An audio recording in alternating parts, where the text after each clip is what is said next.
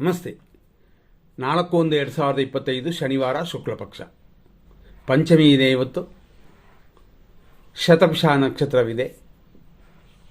ಪಂಚಮಿ ಅನ್ನುವ ತಿಥಿ ರಾತ್ರಿ 10 ಗಂಟೆ 1 ನಿಮಿಷ 14 ಸೆಕೆಂಡ್ವರೆಗಿದೆ. ಇವತ್ತಿನ ನಕ್ಷತ್ರ ಶತಭಿಷ.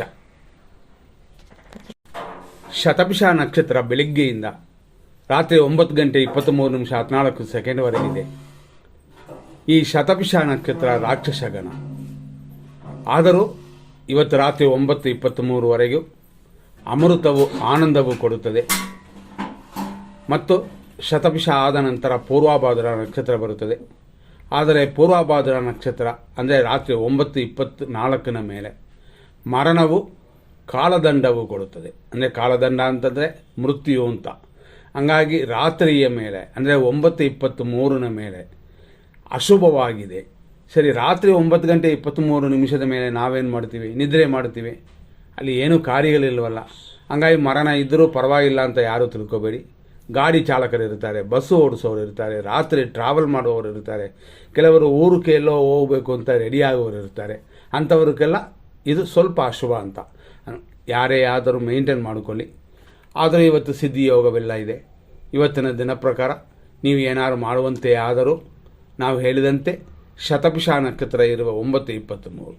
ಇನ್ನೂ ಕೆಲವರು ಏನು ಮಾಡ್ತಾರೆ, ದಂಪತಿಯರು ಚಿಕ್ಕವರು ಅಂದರೆ ಇನ್ನೊಂದು ಮಗು ಬೇಕು ಅಂತ ಪ್ರಯತ್ನ ಪಡುವವರಾಗಿರ್ಬೋದು. ಆದರೂ ಇವತ್ತು 9 ಗಂಟೆ 23 ನಿಮಿಷದ ಮೇಲೆ ಶುಭವಾಗಿಲ್ಲ.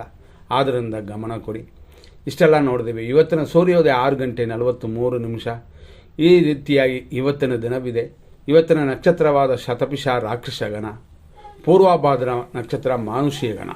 ಶತಭಿಷ ಆದ ನಂತರ ಬರುತ್ತದೆ. ಇವತ್ತಿನ ದಿನ ಪ್ರಕಾರ ಕುಂಭರಾಶಿ ಇದೆ ದಿನ ಪೂರ್ತಿ. ಆದ್ದರಿಂದಾಗಿ ಯಾವ ಮಕ್ಕಳು ಹುಟ್ಟಿದ್ರು ಇವತ್ತು ಕುಂಭರಾಶಿ ಇದೆ. 6:43ರಿಂದ 9:53ವರೆಗೂ ಶತಭಿಷ ನಕ್ಷತ್ರ 2ನೇ ಪಾದ. 9:53ರಿಂದ ಮಧ್ಯಾಹ್ನ 3:38ವರೆಗೂ ಶತಭಿಷ ನಕ್ಷತ್ರ 3ನೇ ಪಾದ. ಮಧ್ಯಾಹ್ನ 3:38ನ ನಂತರ ಲಾಸ್ಟ್ 9:23ವರೆಗೂ ಅಂದರೆ ರಾತ್ರಿಯವರೆಗೂ ಶತಭಿಷ ನಕ್ಷತ್ರ 4ನೇ ಪಾದವಿದೆ. ಆ ನಂತರ ಪೂರ್ವಭಾದ್ರ ನಕ್ಷತ್ರ 1ನೇ ಪಾದ. ಅಂದರೆ ಅದು ಬೆಳಗಿನ ಜಾವ ಅಂದರೆ ಲೇಟ್ ನೈಟ್ 3 ಗಂಟೆ 7 ನಿಮಿಷದವರೆಗೆ ಇದೆ. 3 ಗಂಟೆ 8 ನಿಮಿಷ ರಾತ್ರಿಯಿಂದ ಪೂರ್ವಭಾದ್ರ ನಕ್ಷತ್ರ 2ನೇ ಪಾದ. ಹಾಗಾಗಿ ಇವತ್ತಿನ ದಿನ ಪೂರ್ತಿ ಕುಂಭರಾಶಿ ಇದೆ. ಇದು ತಿಳ್ಕೊಂಡು ನಿಮ್ಮ ಕಾರ್ಯಗಳನ್ನು ಮಾಡಬಹುದು. ಹಿಂಗಿದ್ದರೂ ಕೂಡ 100% ಕೆಟ್ಟೋದು 100% ಒಳ್ಳೆಯದು ಅಂತ ನಾವು ಶುಭ ಸಮಯಗಳು ಅಶುಭ ಸಮಯಗಳೆಲ್ಲ ನೋಡುತ್ತೀವಿ. ಇವತ್ತಿನ ಕರ್ಕಾಟಕ ರಾಶಿಯವರಿಗೆ ಅಶುಭ ದಿನ ಅಂದರೆ ಚಂದ್ರಾಷ್ಟಮ ಅಂತ ಅಂತೀವಿ. ಇದು 6:43ರಿಂದ ಇದೆ. ಇವತ್ತು ದಿನ ಪೂರ್ತಿ ಇದೆ. ಆದ್ದರಿಂದ ಆ ರಾಶಿಯವರು ಸ್ವಲ್ಪ ಗಮನ. ಇವತ್ತಿನ ದುರ್ಮುಹೂರ್ತವನ್ನು ನೋಡೋಣ. ಬೆಳಗ್ಗೆ 6:43ರಿಂದ 7:29ವರೆಗೂ ದುರ್ಮುಹೂರ್ತ ಕೆಟ್ಟೋದು. ಹಂಗಾಗಿ ನಿಮ್ಮ ಪ್ರಯತ್ನಗಳು ಒಂದು ಚಿಕ್ಕ ಕಾರ್ಯ ಮಾಡೋದಾದರೂ 7:15 ಮೇಲೆ ಮಾಡ್ಬೋದು. ಆದರೂ 7 ಗಂಟೆ 28 ನಿಮಿಷದಿಂದ 9:21ವರೆಗೂ ಮೃತ್ಯುವೂ ಇರೋದರಿಂದ ಖಂಡಿತವಾಗಿ ಸಮಯವಿಲ್ಲ.